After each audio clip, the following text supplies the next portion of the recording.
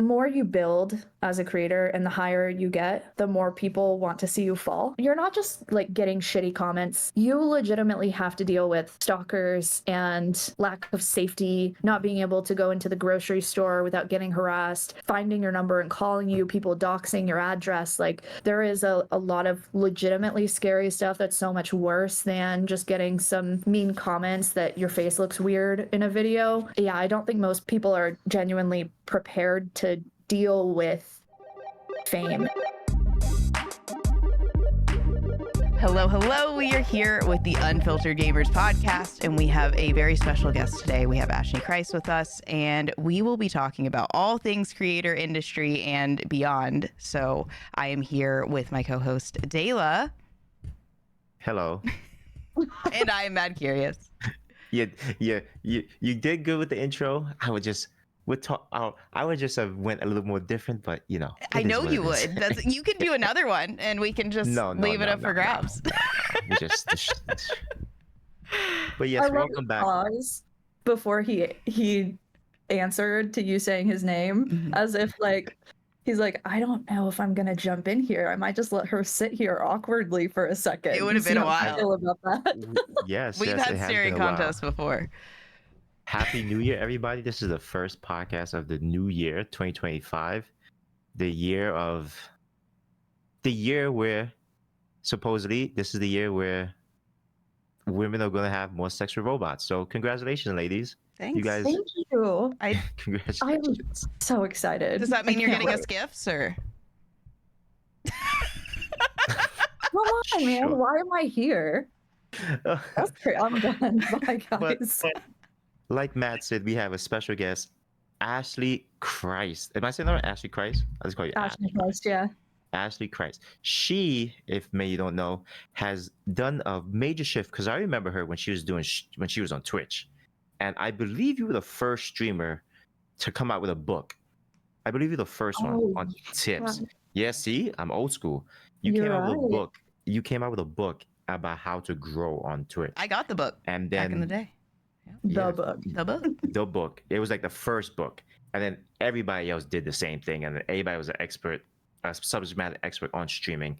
Then you kind of like disappeared. You like went into like hiding or something. You like left the wasteland, and then came back stronger than ever, completely revamped, and now you're like this stock market content creator guru. You've been blown up with the stock. I follow your stock tips, and I'm just like, I don't know if I should follow. You know what? Let me just look into more. But you know, you give very good advice and everything, and it's crazy to see someone go from teaching people how to be Twitch streamers and what to do to grow their content to now how to grow your dollar in the stock market for dummies, and now growing on platforms as a content creator. So you started you walked, ran, crawled, and just sped off somewhere. And it's just like, I don't know, maybe I did that wrong. But go ahead and introduce yourself to those who may not know who you are. Yeah, sure. I mean, all of that is pretty accurate. So I would say I started initially as a Twitch streamer in like 2012, was really terrible at it for 2 or 3 years, and then built what was at the time the first like streamer education brand. So I was watching a lot of kind of YouTube gurus like Tim Schmoyer and Think Media and all of these various people that were giving great advice for how to grow on YouTube, but realized that wasn't really happening for streamers. So I was like, well, why not? And why not me? And one of the 2 times in my life this has happened. When I started thinking of that idea, I just got like these goosebumps and got really excited, and I was like, oh, I know this is going to be something special for me. It sounds a little mystical, and I'm not that woo-woo LA girl at all, but it was, you know, a huge part of my life, and I helped streamers and creators for several years. And then you're right, I definitely did disappear, and now I'm doing something that's quite different, but I am still helping creators. So I do it more so behind the scenes these days, but I'm involved in like a handful of creator masterminds and do a lot of like influencer marketing. I've led marketing in around 60 different startups over the past few years. So I've really taken what I did for content creators and kind of went into the industry side and started doing it for brands. Um, and definitely experimented more with like financial technology, investing, learning more about how to grow my wealth, which was non-existent for many years. It come from very humble beginnings. And yeah, I'm super passionate about really doing something that you love, finding freedom in your day, and ultimately finding more like joy and fulfillment out of life, because I think it's very easy for us to lose that. But that's why I'm so inspired by creators, is because they really just want to build something that they love, that they're passionate about. So I still love talking about it a lot. That's cool. That's cool. And then when you say startups, you mean like actual startup companies, like you're going in there the startup companies and like giving them advice and marketing advice and helping them grow? Yeah. So I've worked for, most of these are VC backed startups. So they've raised funds usually like 2 to 5 million. So usually work in like the pre-seed or seed stage company. And I come in often as the initial marketing hire and build out their entire marketing function. And then there's high failure rate in startups, so I have a ton of roles because I'm really just going around wherever people need me and wherever makes the most sense. Understood. So You've really built like a consulting agency of yourself. Like you've Yeah. that's really cool. Yeah. Yes, dude, it's very much freelancer kind of. I don't know. It's cool. It's really cool. I always wanted something more stable when I was a creator, because creator income is just so unstable unless you have massive scale. So I was very grateful to find like financial stability in startups and in the industry side, versus feeling like I had to do that by building products for creators. Yes. Yeah. yeah, I remember you were like at the peak of like streaming, because I remember when I first started getting into streaming, like you were like the face of streaming. Like everyone That's knew who you were. crazy. I'm serious. Like you're speaking very humbly, but when I got into streaming, it was like if anybody was like, oh, watch her stuff, like she knows what she's doing. Then you got partnered, then you made a book, and you promoted it, and then around the time when I call the dark ages of streaming, of like when political side of stuff got into streaming, is Yeah. when everybody went fractured, and it was just like, oh, you need to choose sides. And I think that's around the time where you started to like kind of trickle back, but then people who you Mhm. thought were your friends started slowly just attacking you out of nowhere for no reason. It was like, Yeah, which dude. The dark cancel culture days. weird stupidity over stupid stuff. It's like you didn't agree fully with somebody on the other side. You just said like, okay, well, they have good talking points, and they were just like, you're exiled. You are no longer able to speak on behalf of streamers, and like Man, that's when you started like dude. backing up. What was that like? What was that like? Okay, Seeing I that? am so glad to get to talk about this, because I very rarely get to talk about it and have honestly struggled with that experience for several years. And I know other people that went through similar things have struggled in that way as well. Um,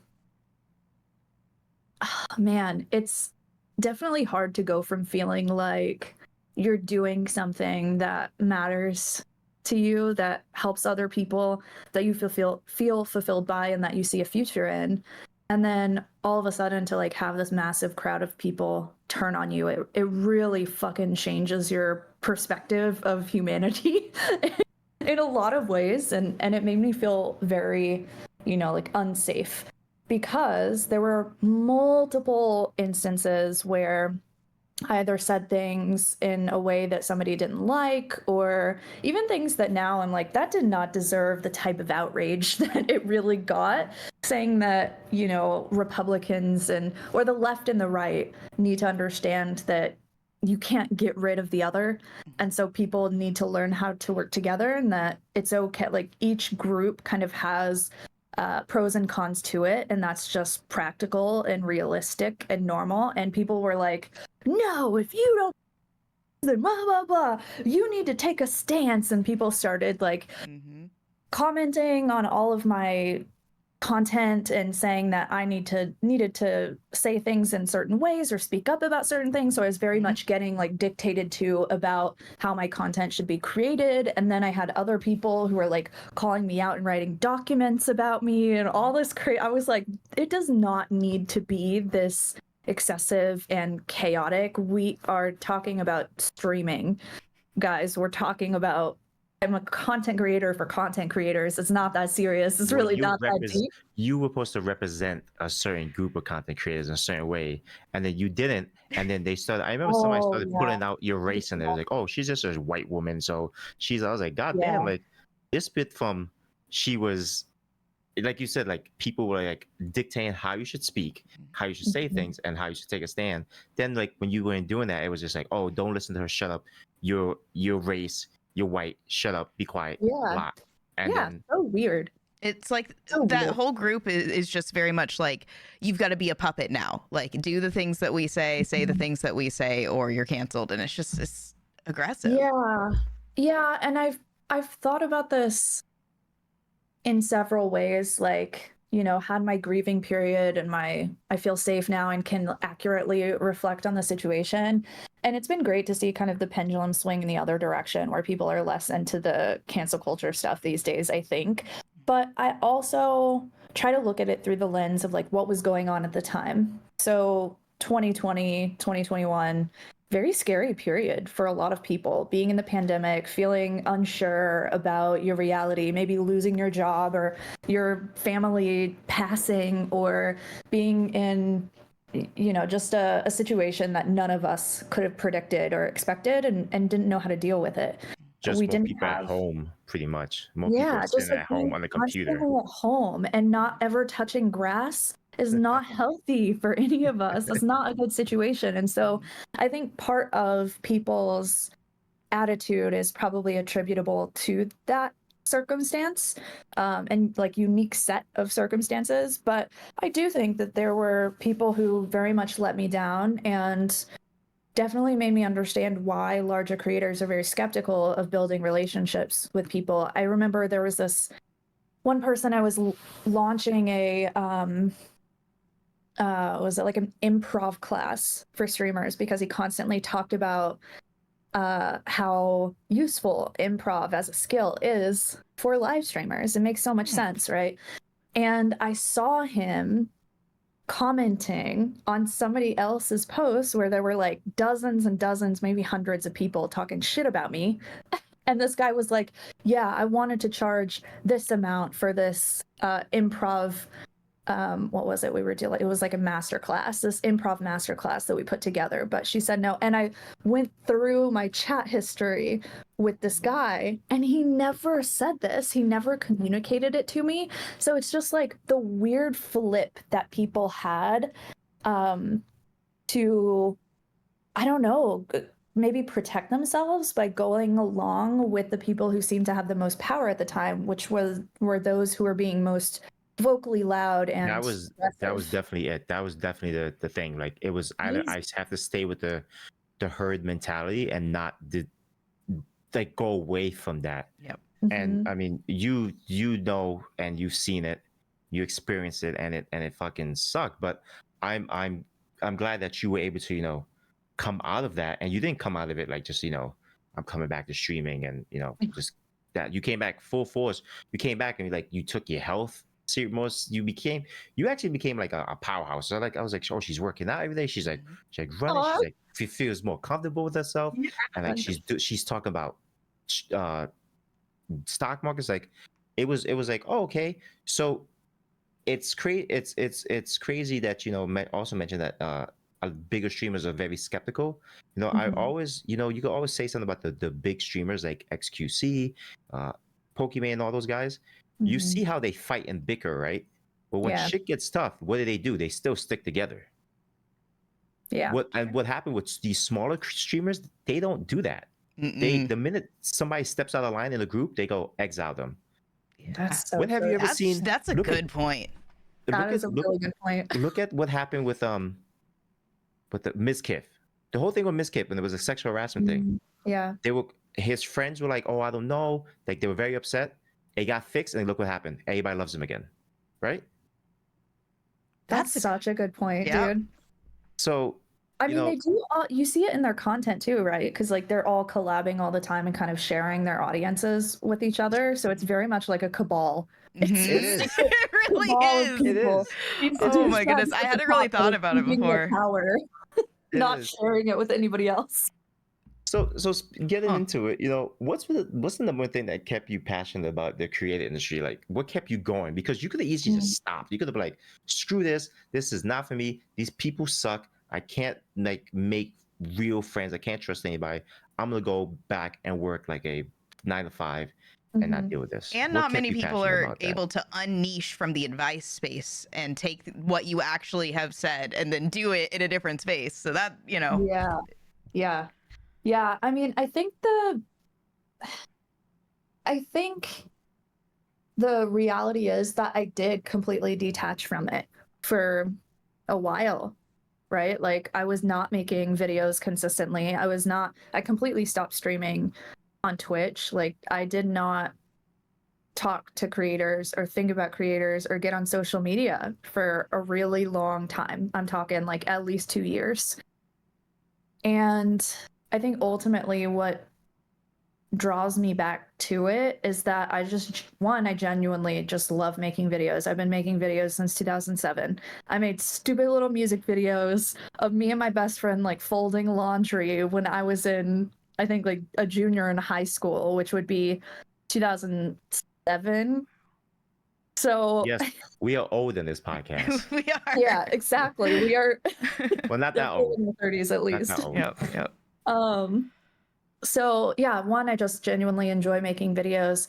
Two, I think I do believe that there are a lot of creators that even whenever all of that was going down, they're like, this is fucking stupid. Why is this happening? This is dumb. And completely detaching from everybody as a result of this really difficult period in everyone's lives just doesn't I don't think it's fair of me to take all of the information that I have to share and not share it with people, right? Like not give that away.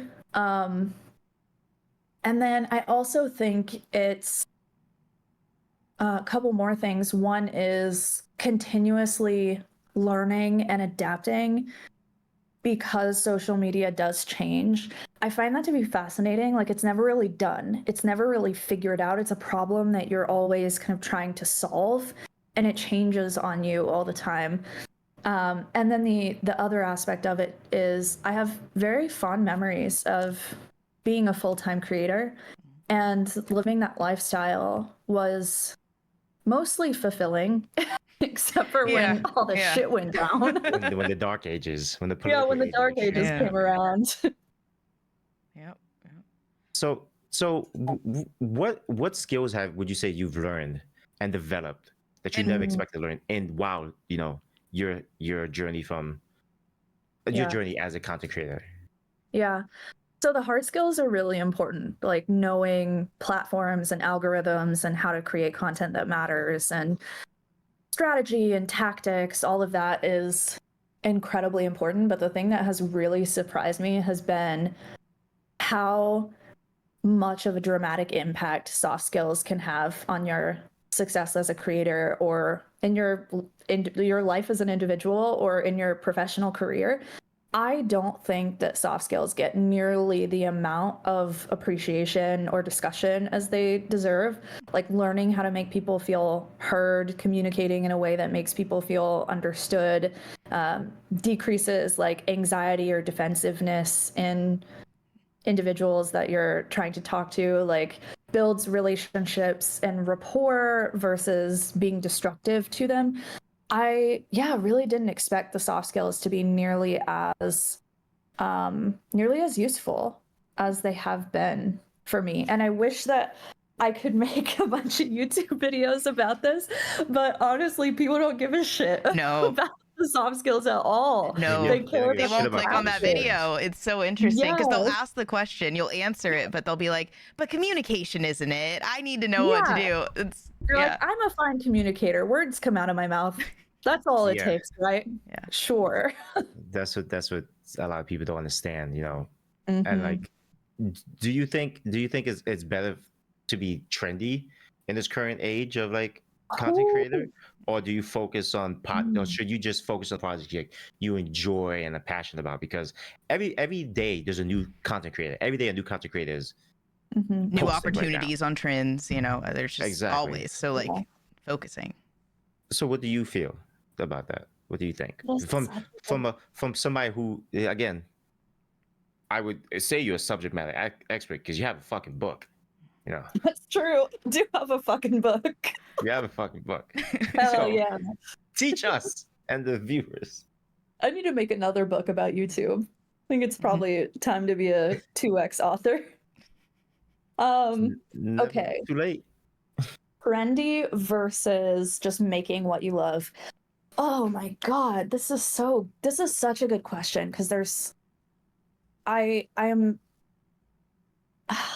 it's really a testament to like the evolution of your life as a creator, how you answer this question. When I was early in my creation career, it was like all about how do I get clicks. Actually, when I was very, very early, so even before the stream coach stuff, I'm just gonna do what I like.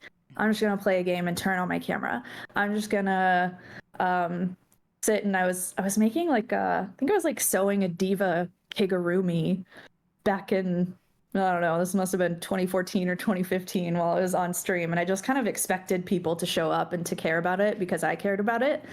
Yeah. So early in the career, yeah, it was very much doing what I loved. And then after I found a thing that worked, it was only doing the thing that worked. So only doing the thing that was trendy.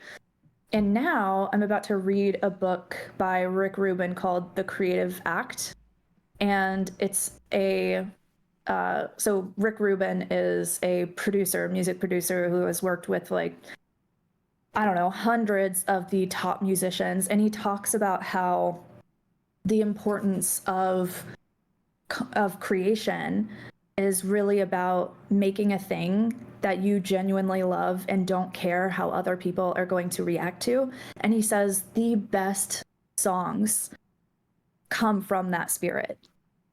And for a guy who has led to like multiple billions of streams and of like people listening to the music that he's created, I think that there's a really beautiful insight in that. And I do have to say that whenever I was solely focusing on trends, it was to my detriment, to the point where I got so tired saying the same shit over and over and over again. I got really exhausted by just talking about this single topic of Twitch streaming. I had other interests, right? And you as a human being too, you're going to grow and change over time. You're going to have different things come up that you want to talk about, different subjects you want to explore, and I never let myself do that. And so I really think the answer to this question, to prevent burnout for creators and to increase longevity, is that you have to do both. So if you never focus on trends and you solely are thinking about content from the perspective of what you care about, and you're not thinking about what the audience cares about, probably going to be relatively difficult for you to actually build an audience off of that, unless you just happen to share an interest that maybe is pretty trendy and a lot of people care about, and you can distribute that in various places where people can find it. But if you're only creating content from the perspective of, you know, I'm only going to do the thing that's trendy, I'm only going to do the thing that works, that's going to get very exhausting and taxing on you. So now in this second kind of iteration of my return to helping creators, I really want to focus on that blend of how can I talk about trends, but also incorporate the things that I care about, like fitness or investing, or I just updated my living room and I want to show it to people. I really want to like open up content more now and show people more of my life and build more of a relationship, especially because that is going to become increasingly more important over the next several years. I want to hear more on that, because a lot of people have been saying authenticity, but I think it's a lot deeper than that for what's going to be the next like meta. You know, everybody's trying to call the next meta. I think it's deeper than authenticity. So where are you seeing that and saying like Dude, that shift? people have been saying authenticity for the last like 5 years. Mhm. I'm like, yeah, guys, sure, authenticity. Everybody looks at like Sam Sulek, for example, on YouTube. This guy just absolutely blowing up. Well, blew up. I don't know if he's like growing at the same rate now, but he's very much the authenticity creator. He just kind of flips on his iPhone and he starts filming, and he'll go to the gym and then he'll do literally nothing. He's like eating a bowl of cereal for 20 minutes just talking about shit. He has no fancy editing, nothing. And so people really attribute his success and his like multiple millions of subscribers to this authenticity era of content. And I think that that's relatively true. I mean, you can go on YouTube now, and I've been doing a lot of research lately. There are a lot of titles and content that's being created like I feel behind in life, or I'm 35 and I don't have a family, or just all of these topics that show a lifestyle that maybe some of us are really scared and feel really alone in. So I think you're right, Matt. I think it's less about authenticity, which can be manufactured, and it's more about connection. I did a short stint. I say short, it was like a year, as a head of growth at an AI startup. And I worked with people that were on like director level, high level management positions at Meta and various other companies, and like PhDs in computer science, very, very smart people. And we had these great high level conversations about what does humanity look like whenever AI is doing basically everybody's job. Mm-hmm. And I get really passionate thinking about that in terms of the creator economy and the content creation world, because we are getting very close to a future where AI agents can easily be spun up that can create the best videos that you've ever seen. Or, I mean, there's hundreds of AI agents on X right now that are just posting multiple times a day, every single day. And people don't even realize. People don't know people how many don't there are. realize. People don't realize how many people don't bots there realize. are. There are a ton. It's crazy.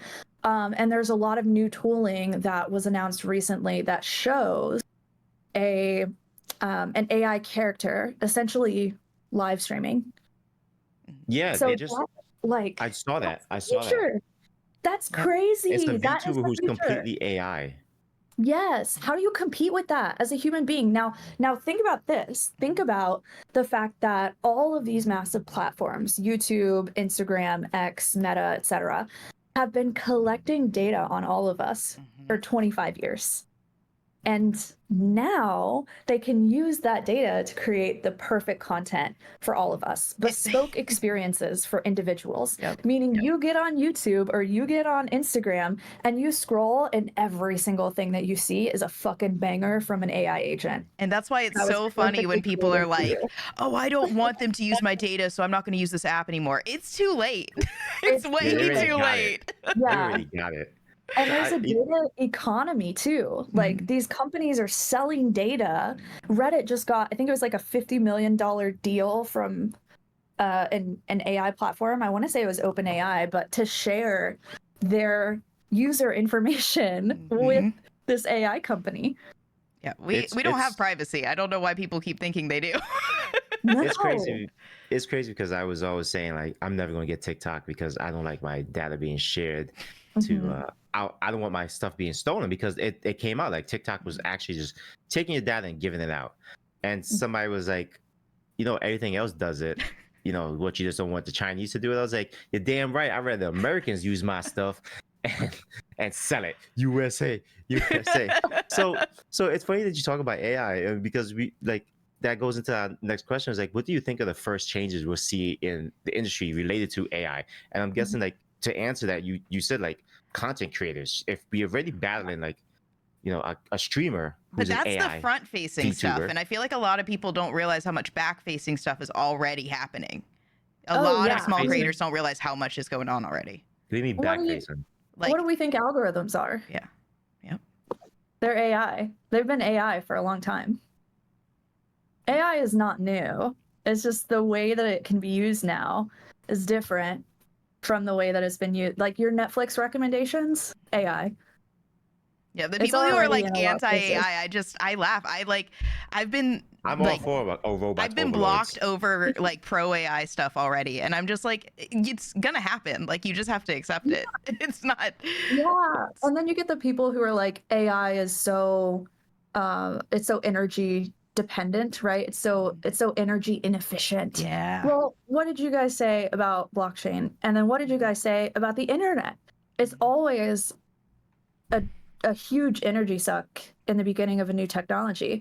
But think about the company. What's their incentive? Their incentive is to decrease that because it decreased their costs. Yeah. Are you And crazy? what's so Exactly. funny is Of they'll course they're say gonna that fucking while fix they're it. also using like 9 million pieces of technology in their home, and it's like, Yeah, or they're like tweeting that from their iPhone Right? on Elon Musk's fucking platform. It's so funny that people like I remember when AI started, like with art started coming along, Mhm. and the artists were in the uproar like this is stealing, like they're doing this, and like it's gonna take work away from us. And I'm just like, well, I can see why many people go to AI than an actual artist, because I work with some artists and I have to pay you have to pay like $100 for something, and I won't get it back until like 3 days later, or your on commission is closed. AI, I could pay $5 and I got it. I got like 10 different versions of it. And people think that that's going to make art go extinct, but it's never done that in the No. history of ever. It's not. just made it more It's not. valuable. Yeah, It's and just we saw Yeah. that shift in gaming when gaming in movies, because remember everything was practical during the movies. It was like you had to hire all these stuntmen and stuff. Then they said now we're gonna do visual effects, CGI. CGI took over. Now they're getting tired of the CGI artists because the CGI artists are complaining about burnout and all this stuff, and they're tired and they want all this money and stuff. So they're like, fuck that, I'm gonna fire all you guys. Get AI to do it because I don't have to worry about the human factor. And I mean the human element. And people forget, a lot of big businesses are all about saving money. So if I can cut Capitalism. costs, capitalism. If I could cut costs on Joe Schmo and Doe who needs breaks, who needs time off, who have family and mental issues, to replace him with 3 robots for fucking $10,000 each, and I can make that back in a day, I'm gonna do it. And it feels like such a waste of time to fight against that when you can instead put things in place that are going to help people when these things happen, because they're happening. Yeah, I mean the difficult. So you guys are. I love these arguments. These are so fun. So one, AI is a technology that will make an impact at a scale that we have never seen before. It's like if you tried to give an iPhone to a caveman. A caveman would be like, what the fuck is this Wi-Fi thing? What is this brick? I have no idea. They would think that it was magic. That is the scale that AI will disrupt literally everything. And there are a lot of people who are genuinely scared because they already feel like they're not making enough money. They already feel like they don't have savings. They don't have the type of lifestyle that they would really like. Part of that is, I think, an excessive lifestyle that is kind of unnecessary. But people are very much scared because in the short term, yeah, there is going to be some job loss, and there will also be job redistribution. There will be new jobs that have not existed before that will exist. But there's also the pendulum, right? Like the Overton window is essentially this idea that there's this pendulum swinging back and forth where, yes, the pendulum is going to swing over to the AI side. Businesses are going to utilize it in order to decrease their costs. It's always going to swing back to the other direction where people really are going to place value on humans being involved in the work that's created. And so you're going to get a lot more. I do agree. I think you're going to get more value placed on human time. And then eventually, let's say we reach AGI, artificial general intelligence, and all marketing jobs are gone. Mine, by the way, all marketing jobs are gone. All factory jobs are gone. All because we have robotics at that point. Literally, almost everything is done. What happens to the human race And this was one of the conversations that I had back in the day. Terminator happens. Dun, dun, No, dun. no. I'm hoping it's No, I Maslow's mean, hierarchy, that the would be top of the Maslow's crazy. hierarchy. That's what I want. Just self-actualization. And that's exactly what it is. Humans go back to doing impact-driven, mission-driven work versus having to work in fucking warehouses or flipping burgers or doing things that just like, yes, it's valuable and people deserve to be paid for it, but ultimately is not really like pushing humanity forward. We're going to go back to focusing on like, how do we get back to space and thinking about the bigger ideas and doing like fulfillment-based work as opposed to having to work for a specific job in society for a specific income, because we'll probably also need UBI to fill the gap between this like AGI utopia, Yes. which not everybody agrees with, and that short-term job loss. The bridge is the scary part. That's what people aren't conceptualizing, because they're like, yeah, that'd be great, but that's not going to happen, and they can't see it because they don't see the in between. So but I mean, humans have solved like thousands and millions of problems leading up to this point, right? Like, how much evidence do we have for the fact that we have done we have been great problem solvers? We have solved a lot of our issues. We've solved like poverty at a specific rate. We haven't gotten completely rid of it, or we've solved hunger at a rate, haven't gotten completely rid of that. But like, we've solved a lot of problems up until this point, and we haven't demolished our race yet. And So everything good. that's Not ever yet. been created It's was by soon. people who had fewer resources than we did. So, you know, it's there's something to be said. A lot can happen. All right. So I kind of like that analogy. That I never really thought about that. Like, eventually, with AI taking over, it's gonna force humans to, you know, start thinking about other things. Like, how can we actually like improve our evolution, you know, our way of life, instead of just, you know, fast foods, flipping burgers. What, you know, it is a job, it's a skill of cooking, but, you know, is that helping us move forward as a species? Because, you There know, is going to be so some people are very much those ambitious, mission-driven individuals. Some people are more, you guys might have seen this with like the soft girl era or the like post girl boss era type of messaging from some creators. There are some people that are more hedonistic and they just like want to enjoy pleasure in life, and they're not nearly as ambitious. So in that situation, you're gonna get paid to play video games. That's gonna be a thing. Not what is it? The everybody's gonna get paid. NFT stuff that's coming out, the gaming. What is it called? Yeah, the pay to play. Yeah, or pay It's for like, play or something. Yeah, looks really cool. Or play to earn. Play to earn. Yeah, was that's one what of it is. them. They have various narratives for it, but it's basically like if they start putting ads and well, it doesn't have to be ads, but essentially what happens if you distribute a portion of revenue that a game makes back to the players. That's like the big thesis that's being tested with a lot of Web3 technology right now. I find it really fascinating. That's what gonna be happens so if you take cool. a percentage and you give it back to people? And how can you do that in a really scalable way? How can I play a video game that's going to make me earn like $100 a day? And then people Well- are going to be that much more motivated to share it word of mouth. Yeah. It's Or genius. we're gonna have a lot more. We're gonna have a lot more health issues with people who are freaking actual hunchback trolls, overweight, and it's the sun hurts them. Gotta have the balance. No. You gotta. Have the balance. He says no.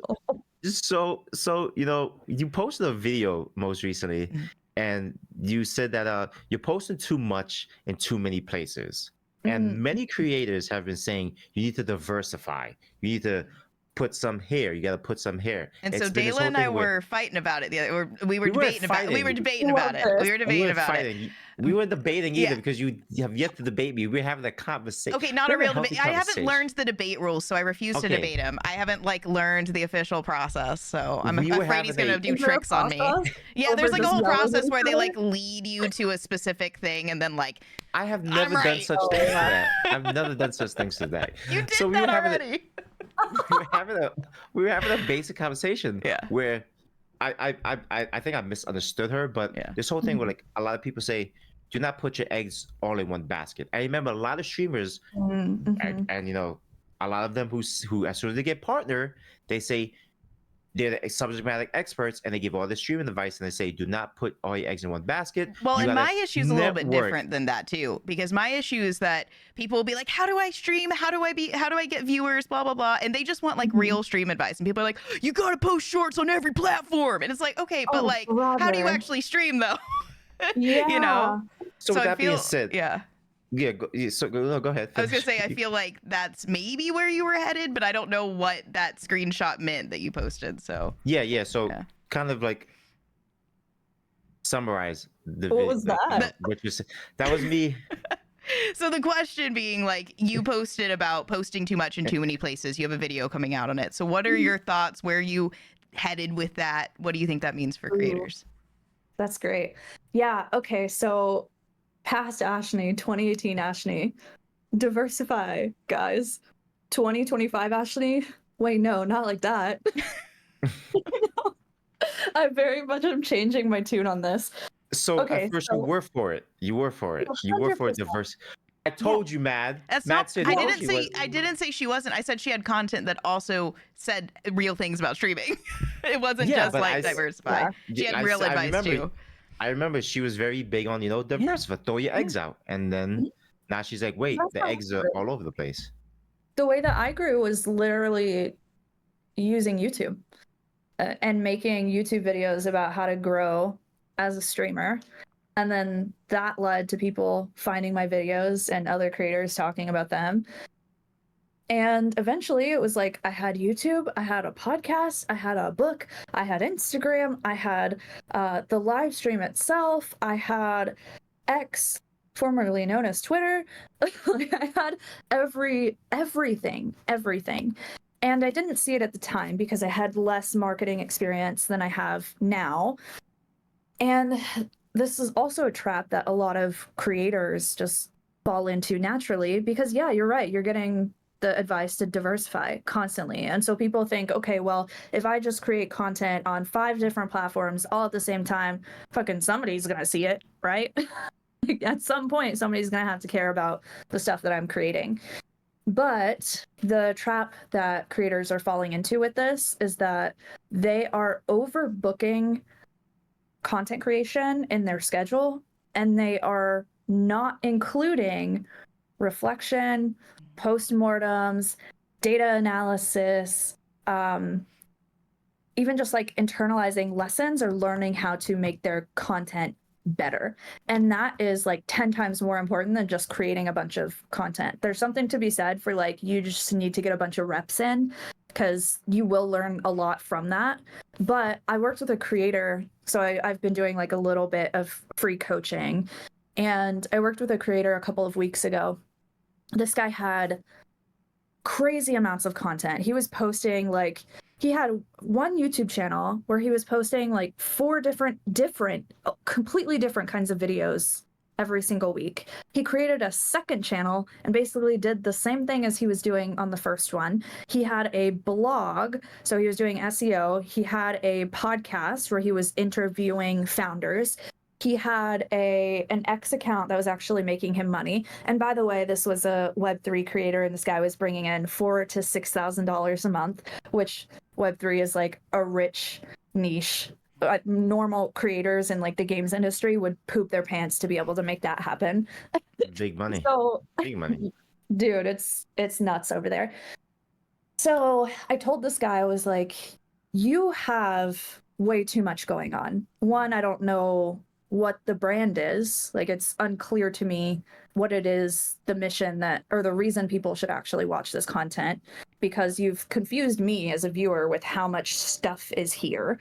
And then 2, he actually had like 2 or 3 videos that had 4,000 views or so. And he didn't realize that those were successful and that YouTube was telling him, hey, make more stuff like this.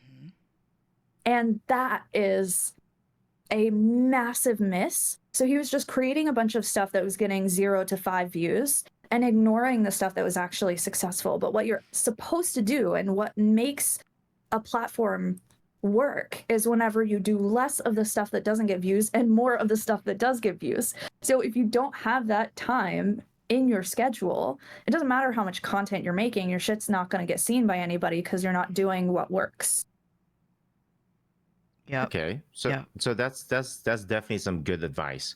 Like, you know, a lot of people I feel just focus on It's just, also like the you said, opposite spreading out. advice of what a lot of people will say, because they're just like, put out content, put out content. They don't talk about strategizing, which you're in the Crazy. marketing, like you understand what it takes. You have to have Yeah. strategy, you have to have market research. I think that's a big key too. You probably have a lot to say on that. Is pretty much any platform that you start to look at, just do your market research for whatever sort of project you want to do. Think of it as like a project, you know.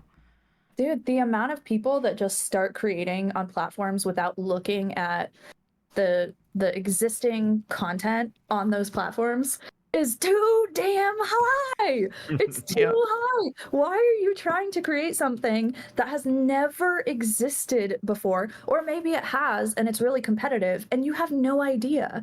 Each of those situations is so uniquely different and you have to take a different approach for both. The fact that people are just like throwing content out and hoping that it takes off and hoping that it's relevant without being a student of their platform is insane. That's why I'm also like, you don't need 5 platforms. You need one evergreen platform that people will consistently come back to and watch your stuff that's like 5 years old, or read your stuff that's like 5 years old. So this could be YouTube, this could be a blog. And then you need one timely platform, which is something that is faster paced, like a TikTok or X or Instagram or I don't know, that's probably enough. But you need one of each. And if you're doing more than that and you don't fully understand both of those first 2 platforms, you're doing too much. That sounds like an actual cheat code. Like that needs to be hung up somewhere. That's legitimately the best advice I've heard in a long time. I just think everybody just wants to be like the next big thing. That's all it is. Because everybody just wants to make it. Because the thing is, I could say, if I can like contest, like there's some like streamers that just pop out of the blue, out of nowhere, and just like the next thing you know, they're like partner and they're like giving all this advice and like big shit. It's like, where the fuck did this person come from? Like they came out like left field. So other people see that, like, I could probably do the same thing. So like you said, they have no idea what they're doing. They're trying to put out content that's never been done. It's not hitting, or they're just spreading themselves things. They don't understand the algorithm. So, you know, so for the new YouTubers coming along, what do they need to understand most about the algorithm and get caught up with details about tags, like titles, thumbnails? What specifically is most important to focus when starting out? We're like, I just started today. Today, I'm like, I'm going to be a content creator. I'm going to go to YouTube. I'm going to make videos about how to pick my nose. Go. Awesome. I love it. Great. You should definitely make a channel focused completely on picking your nose and analyzing your boogers. I think that would be beautiful. People would love that shit. That honestly might. That could work. But if I was somebody new doing that, and I come to you as a marketing expert, like, what should I focus on? Like, so how do I grow? Like, I got the idea. I'm going to be talking about boogers, and you said, you know, analyze your boogers. Okay, now I'm going to analyze my boogers. So what else do I need to do so I can make this algorithm work for me? Yeah, here's what you do. Don't reinvent the wheel. Look for the wheels and just put it on your own damn car. And the way that you find the wheel is you look at what's already out there and what already exists within the niche that you want to create in. So initially you pick one topic. Let's say it's YouTube education, which is my channel. So, or picking your nose. What you need to do is you search for how to pick your nose, how to make a YouTube video, how to grow on YouTube, how to get 1K subscribers. And then you start looking through all of those videos, all of that content, and you look for the outperformers.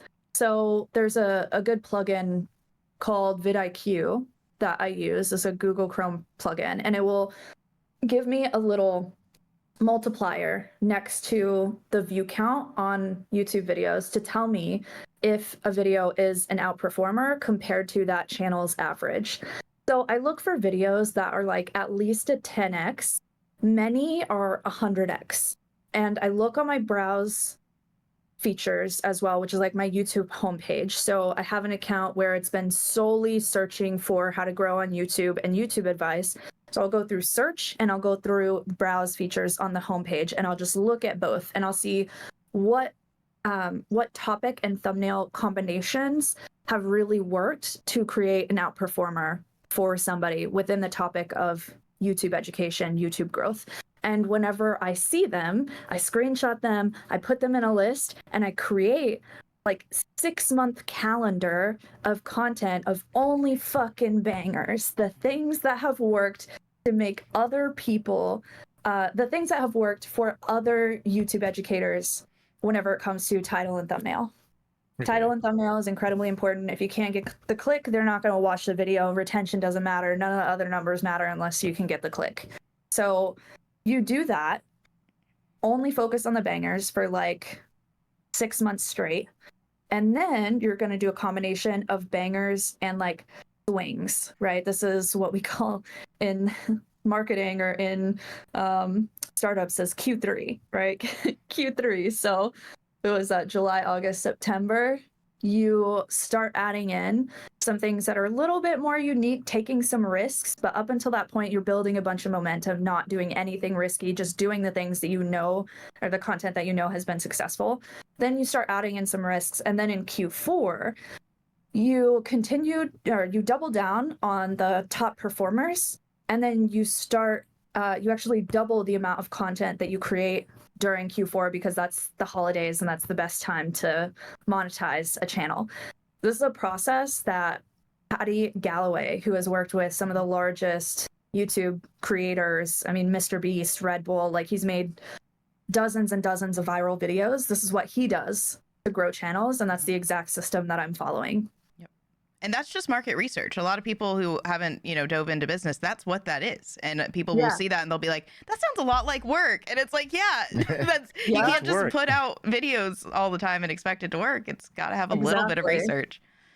I'm so jealous of the people that can, like, they just put out a video or they turn on a stream and they just like, boom, they have it. There are some people who have that. And people think that means that you don't necessarily need to research, and some people don't, but it's just because they hit the right thing at the right time. It's not because they have some magical ability. It's if you researched it, you could do the same thing. And the problem with a lot of those people is they often attribute it to luck. Mm-hmm. And because it is right place, right time, it's like lightning in a bottle. It's not a transferable skill that they've genuinely developed. Like they can't take it to a business and sell it.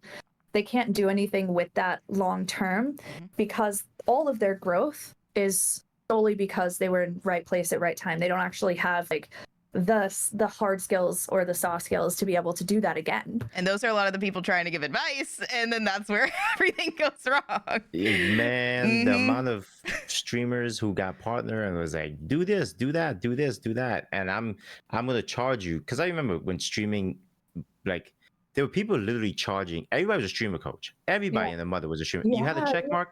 I was a streamer coach. You were a streamer coach. You got a check.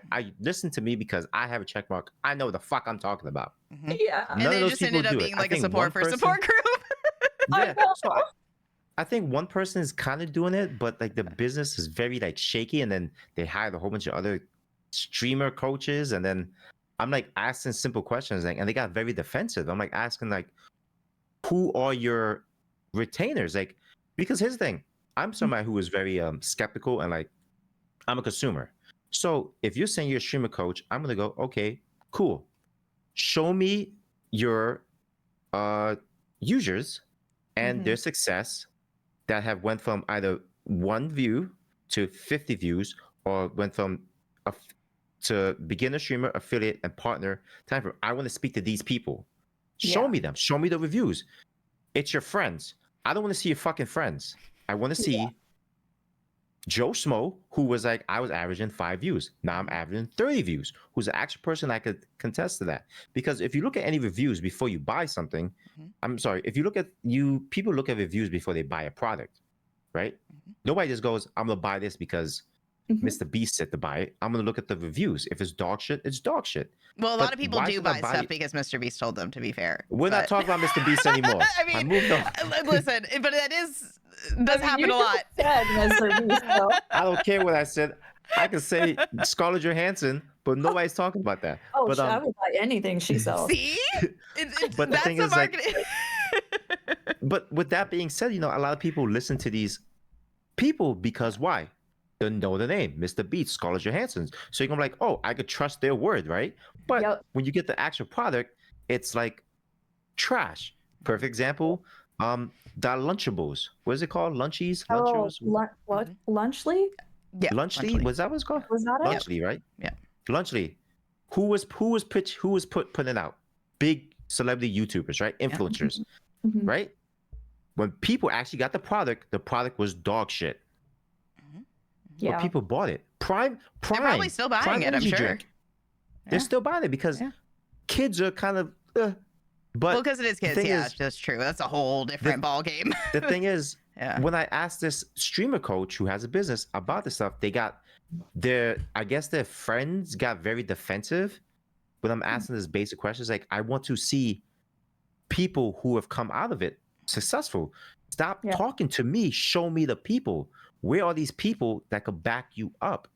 You go to the page. There's everybody you see is like their friends, and that's not legitimate. I want to see, like, testimonies. You go to any. It's like it's very weird, and it's very what's the it's fake. It's fake, and I hate that. I just hate that everybody was like a streamer coach during that time, and what made them the subject matter expert? They just had a check mark. They didn't really like do anything. And now those people, where are they? Some of them don't even stream anymore. Yeah, and it's Most all of over them, every yeah. platform Yeah. too. I mean, people who have botted like Twitter accounts and then they try to, tell you that they know what they're talking about. TikTok, they might have a Yeah. million followers but have never monetized anything. It's The like social media platform coach industrial complex is such a problem. the name. It's crazy. Yeah. Yeah, I do feel that because we've got these there's such a high percentage of parasocial relationships with content creators and streamers, especially because their job decreases so much of the friction between them and their community. Like, it is such a good trust building tool. I always say, like, streaming is not a growth tool, it is a relationship development tool, because it is not really the best thing for you if you're trying to grow as a creator, but it is the best thing for you if you're really trying to connect with people, because they can see all of your facial expressions and the way that you behave and ask you questions and basically build a direct relationship with you that they can't do in the comment section or on social media. And so we develop this depth of relationship. We get to a parasocial level with it where we know more about them than they know about us. And so we think that they have the answers, especially if they can more accurately explain the problems that we're experiencing than we can explain for ourselves. And so a lot of people will build businesses, whether that's streamer education businesses or otherwise. They will build companies and monetize this trust in a way that at this point I'm like, this is kind of bleak. This is kind of dark. Yeah. Why It's are very we taking territorial. advantage? Mhm. Yeah, and you get a lot of people too that are like, they're on the spectrum, or they're, I don't know, maybe they have mental illness, or like they're just incredibly lonely, and so you're monetizing in a way that I believe now to be like relatively unethical. Yeah. Like it's kind of unethical. I mean, you see it a lot, especially like in the sex work industry. Like, a lot of OnlyFans models, they offer the girlfriend experience, and Mhm. people buy into it. And there's also, it works for men too. There's men who sell the boyfriend experience to a lot of lonely women. So it's like it's a market there, but there are people who actually will constantly prey on that. And I know there's a lot of like content creators that would not disclose their relationship, because they know, especially for female content creators, the minute they say I have a boyfriend, you're done. Yeah. You lose all support you ever had, gone. All those guys saying I love you, here's money, everything you need, gone. It's gone, and it's crazy, and It's just like you said, the parasocial relationship of like that people build with some content creators Mhm. is it could work positively or it could work very negatively. And some of these content creators out there are very predatory, and if they see that you're just desperate for some type of connection, they will sit there and prey upon that and tell you a sad story every day that's probably not even true. Yeah. Do you guys think that Parasocial is going to get better or worse? Like, do you think there's going to be more of it or less of it Ooh. because of There's gonna be more everything because kind of AI coming can to do light? it Like, now. you know, it's just, you know, we've gone through the cancel culture phase. We've gone through all of these different phases of like the internet.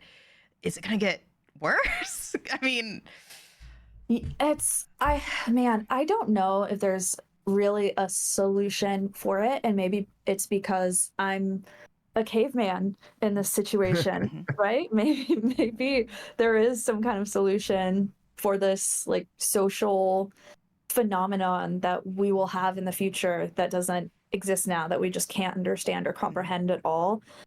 But I do think in the short term it's going to get worse. Like when I worked at the AI company I've mentioned a couple times, we also talked about using artificial intelligence for relationships, specifically for one, you have like a lot of like date or like girlfriend bots Yes. now, especially in Asia. They love that shit. That shit goes viral. There's so many of those businesses because so many of those people are lonely and they have a problem with like dating and having children. That part of their culture is really struggling right now.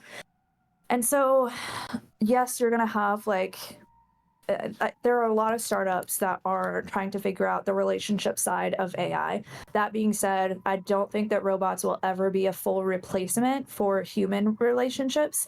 And as we discussed earlier, the trend that of face. content, dude, the trend of Not content, yet. like, yeah, not yet. Probably in the future. I mean, books haven't even been fully replaced, Dayla. Come on.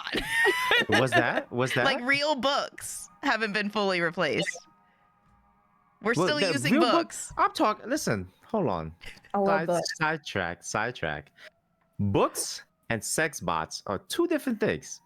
Okay, there are women who would rather sleep with a sex bot, men who rather But sleep do with a you sex think bot than actual person. Because you know all why? people are going to go that Because you could route? turn them off. You could turn people off. You could turn them off. I don't think everybody wants that. There's a lot of people that want that. I don't okay? think everybody wants. They're making movies. There's so many more movies coming out about fucking sex bots. Human-sized Why? vibrator. Oh gosh, That's awesome. This is the new Are like you serious? dystopian phase, isn't it? Instead of like, you know, young adult dystopias, it's gonna be fucking sex robots for the next few years. But just listen to Jesus. what Ash said. She was working on one with like for relationships, right? Remember the movie Her? Oh yeah, Mhm. who doesn't? Okay. Did you ever think we were gonna get to that point where somebody was like, "I'm so lonely, I'm gonna need an AI Yes. robot to fucking date"? Absolutely. Did Yeah. you believe that? Oh yeah, Okay. that movie look was where we like are just now. telling the future, man. Look where we are now. I could get Amaranth to be my girlfriend for the low price of $24.99, I think. Oh my god. But I don't that's think everybody wants crazy. that. You know what I mean? But here's the thing. It's easier because a lot of people, like she said, a lot of people don't know how to approach people. And it's just like, you know what? I'd rather be able to sit in a computer, text this robot, hey, how are you doing? And they have a full Okay, but I have a conversation. comparison. Okay, I have an analogy. Think about food and how we have a lot of replacements in food that are not having the nutrients that we need, but they taste really fucking good and everybody's excited about it. And look at where it's gotten us as a society. So, I mean, do we think AI is going to go the food route and then we're going to realize 100 years down the road that it's a mess and we're not getting the nutrients we need, but like socially? Who I feel knows? like that's already happening to some degree, but AI is going to make it worse. Yeah.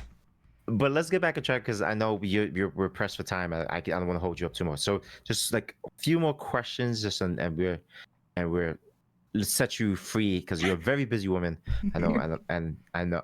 So what do you think is the most misunderstood aspect of being a content creator that you know a lot of people don't understand? I think there's two. One we've already touched on, which is it takes a lot more study and analysis than people realize. So follow all the tips that we already talked about. I'm not going to rehash them. The second thing is the psychological toll. So the more you build as a creator and the higher you get, the more people want to see you fall. And not everybody can deal with that mentally.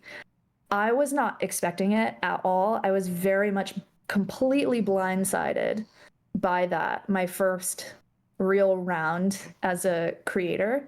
And I do feel that if I had been a bit more prepared and had more self-esteem, 'cause at the time there was a lot of stuff going on in my personal life that did not lead me to being like the most emotionally stable person or the most actualized version of myself. I wish that I had known it earlier.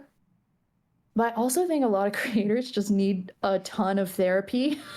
like you really have to have a specific kind of brain rot to do it at a high level without really breaking down, because people, you're not just like getting shitty comments from people. You legitimately have to deal with stalkers and lack of safety, not being able to go into the grocery store without getting harassed, people trying to break into your investment accounts, people trying to hunt down your family, people finding your number and calling you, people doxing your address. Like, there is a lot of legitimately scary stuff that's so much worse than just getting some mean comments that your face looks weird in a video. Yeah, I don't think most people are genuinely prepared to deal with fame. And I don't think fame is aspirational at all. I think it's actually kind of weird that we, like, I don't know, we kind of worship fame and we worship very, very high wealth. And I think both of those are kind of worth pathologizing. Yeah, sometimes. I mean, it's like, it's the social proof, right? Because people think if something's popular, that's like, oh, they're right. That thing is right. That person is right. And that's not how things work, but it's just how our brains work. Yeah. Yeah, people are crazy.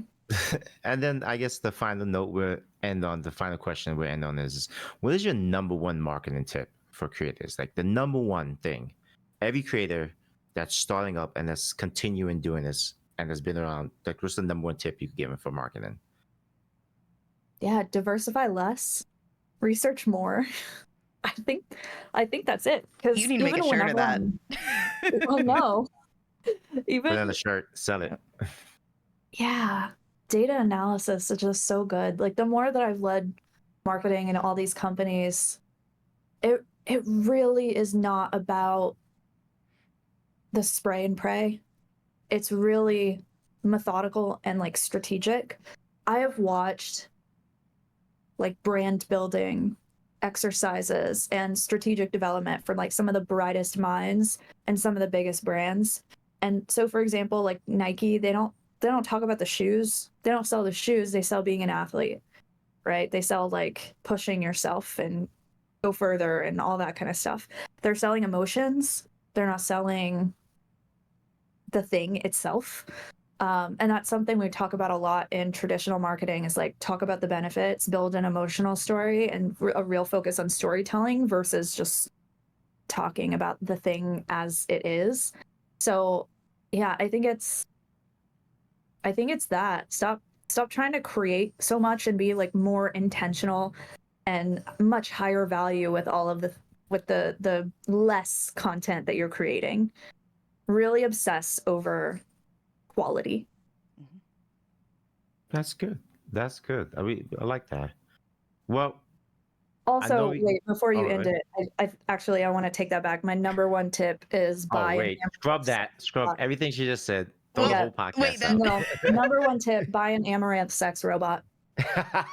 That's it. That's all you need. Yeah.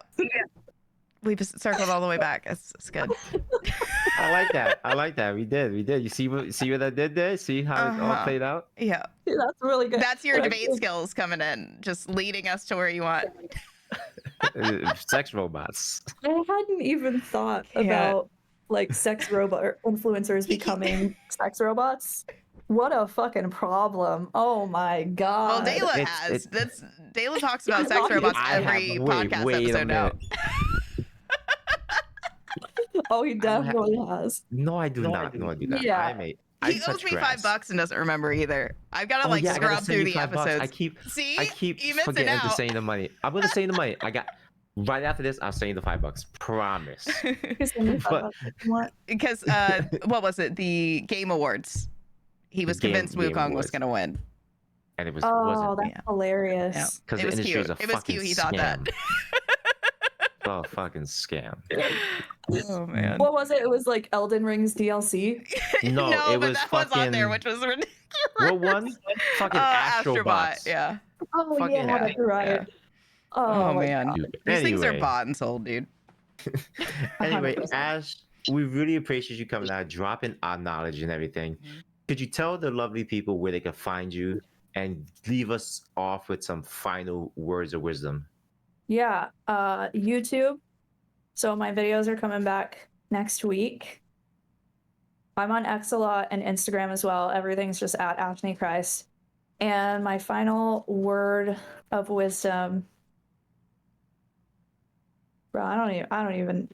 I thought Sex it was robots. just buy a sex robot, but I thought that's what you were trying to get out of me, you know? No, it wasn't. Why would I? Debate You know what? skills. You people think very low of me, especially. We should start a this. sex robot startup. I was just saying the other day, I want to start a gaming company with Dayla because we could just make games that just talk about boobs or something because that's all people seem to want on the Right. internet. And I'm like, fine, Yeah. let's just The make that. Gooner. Yeah, the just Gooner. make games for Gooners and call it a day. Be rolling in the money. That's I mean, awesome. there are those anime sex games, so those are already out there. It's so I not think the you- mission I want, but listen.